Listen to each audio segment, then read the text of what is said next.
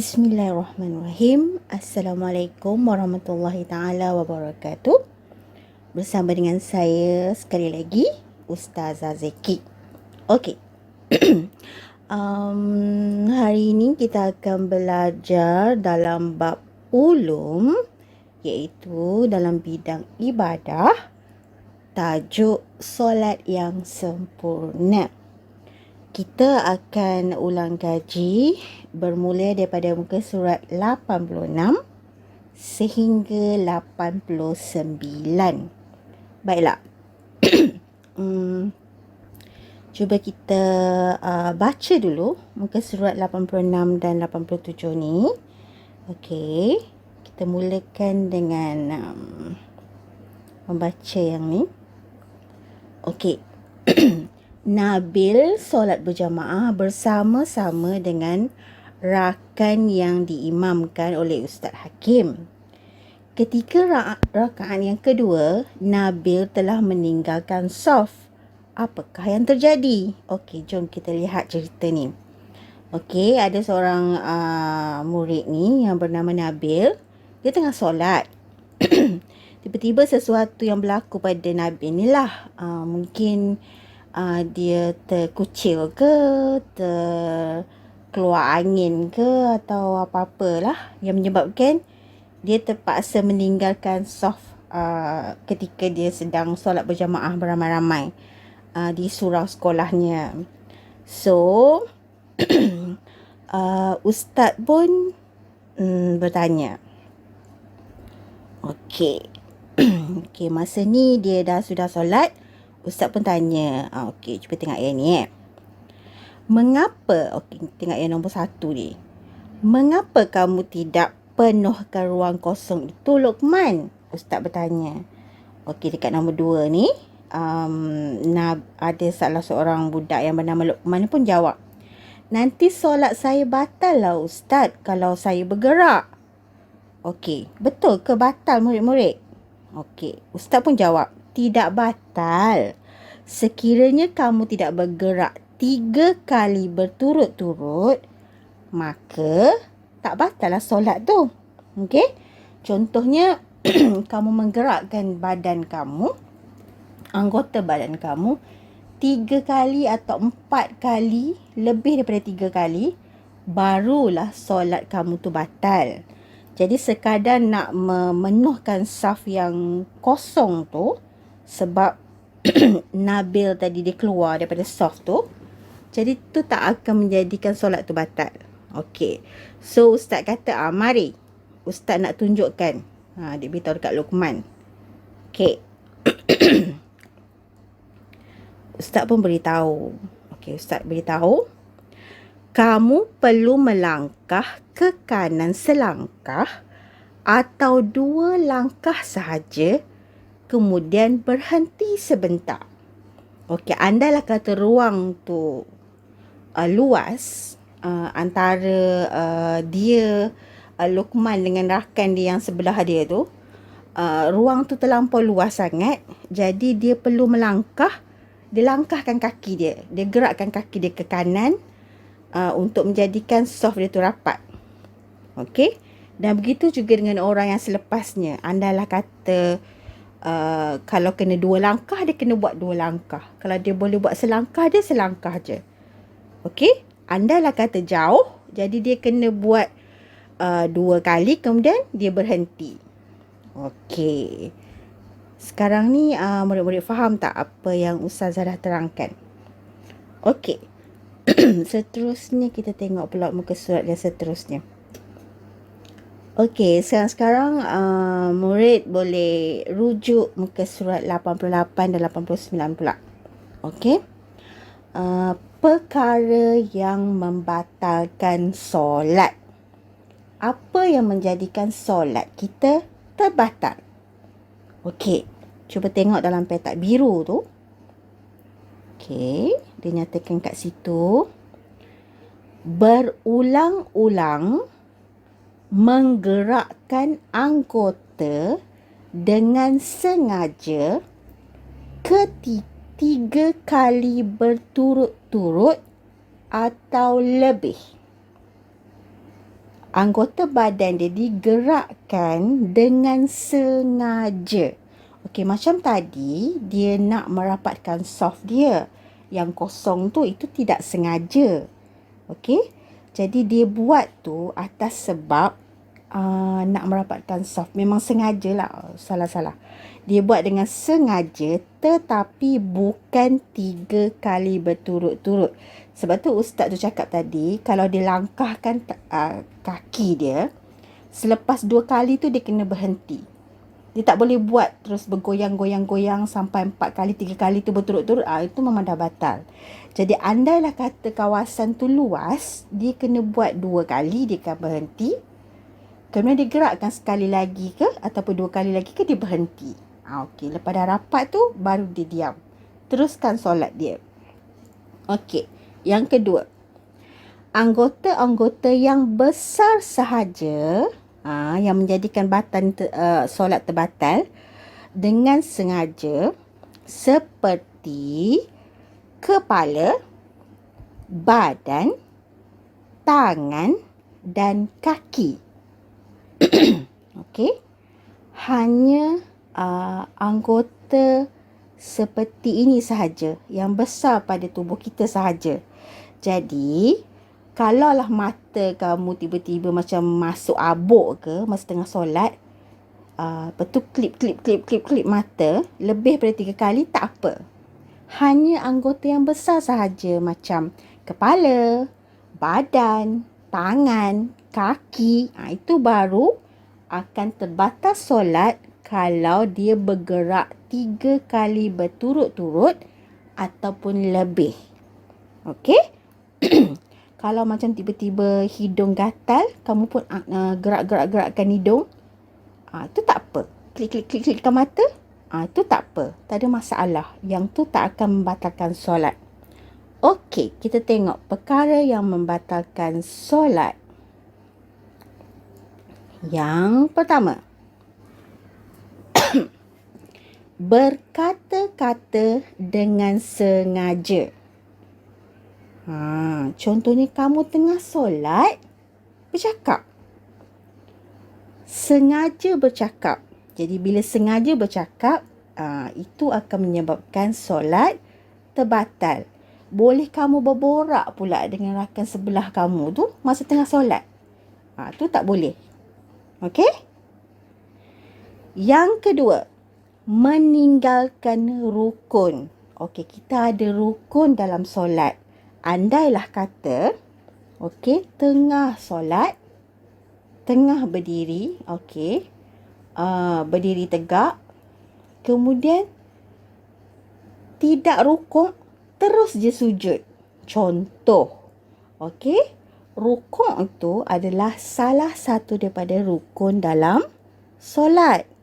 Tapi kamu tinggalkan rukun yang bahagian rukuk tu. Okey, yang tu secara automatik terus solat batal. Kena solat semula. Okey, yang ketiga. Terkena najis pada badan atau pakaian atau tempat solat. Okey, tengah-tengah solat tiba-tiba baru sedar, ada najis dekat baju. Ataupun, ada najis dekat tempat kamu nak sujud tu. Tahi kucing ke, ataupun ada air kencing baby ke, itu najis. Jadi, andailah kata benda tu ada dan terkena pada badan kamu, secara automatik kamu kena berhenti solat, tukar pakaian ataupun bersihkan tempat yang kamu nak solat tu ataupun solat di tempat lain dulu. Okey. Yang keempat, terbuka aurat dengan sengaja. Yang keempat, terbuka aurat dengan sengaja. Okey, macam mana terbuka aurat dengan sengaja tu? Contoh dia, kamu saja je pakai kain semayang yang kain dia tu singkat.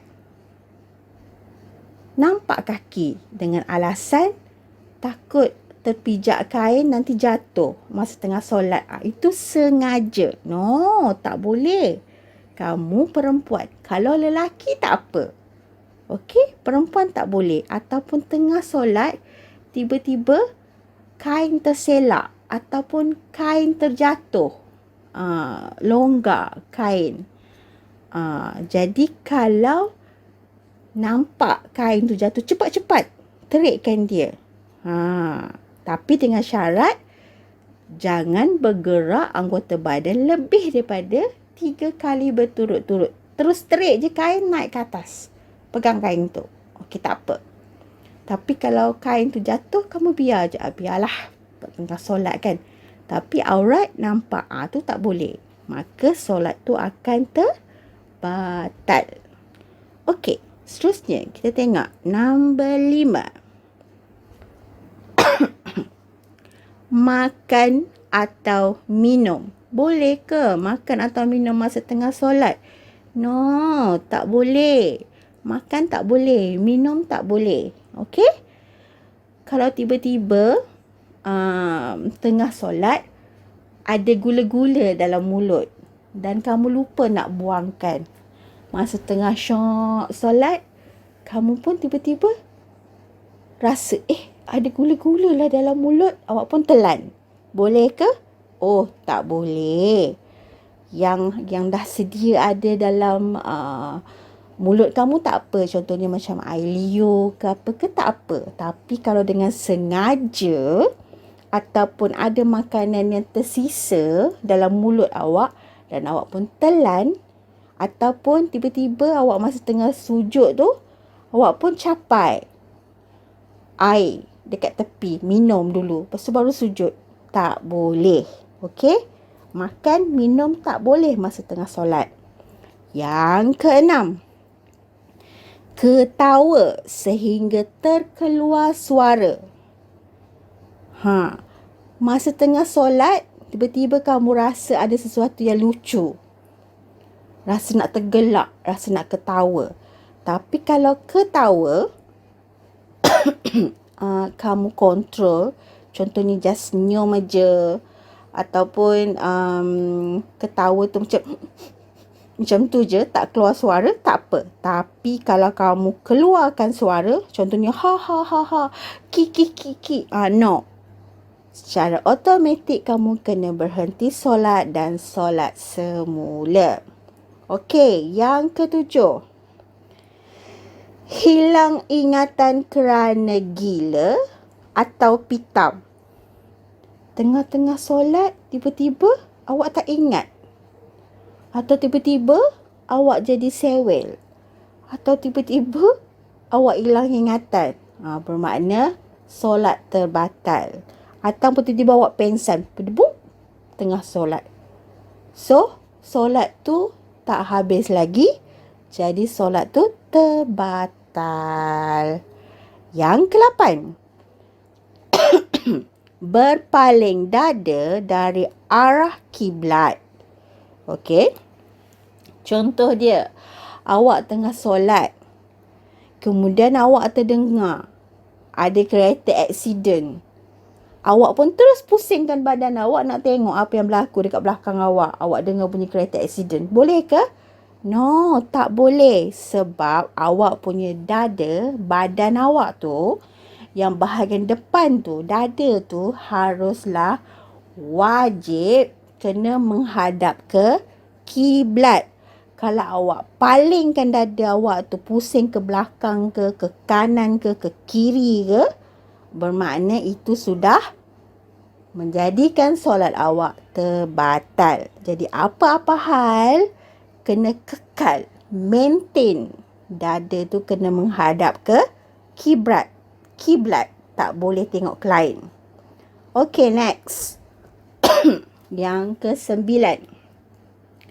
Berubah niat, ubah waktu ataupun jenis solat. Okay. Awak tengah solat, masa tu solat asar. Tiba-tiba, awak masa nak solat tu, awak niat solat zuhur. Tengah-tengah solat tu baru teringat, sekarang ni asar lah. tadi masa nak niat tadi solat Zuhur. Tukar. Tukarlah pada solat asar. No, tak boleh.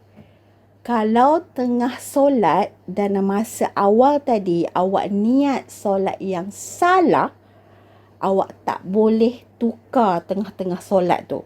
Awak kena berhenti dan mulakan semula niat solat yang betul. Ataupun tadi awak solat sunat. Awak tengah niat tu, okey. Awak berniat nak solat sunat. Qabliyah contoh dia. Tengah-tengah solat tiba-tiba tak jadi. Tak nak lah. Sebab tiba-tiba teringat, ada cerita best nanti. Jap lagi. Kalau solat sunat nanti tak sempat. Nanti tertinggal cerita tu dah start dah. So tukar.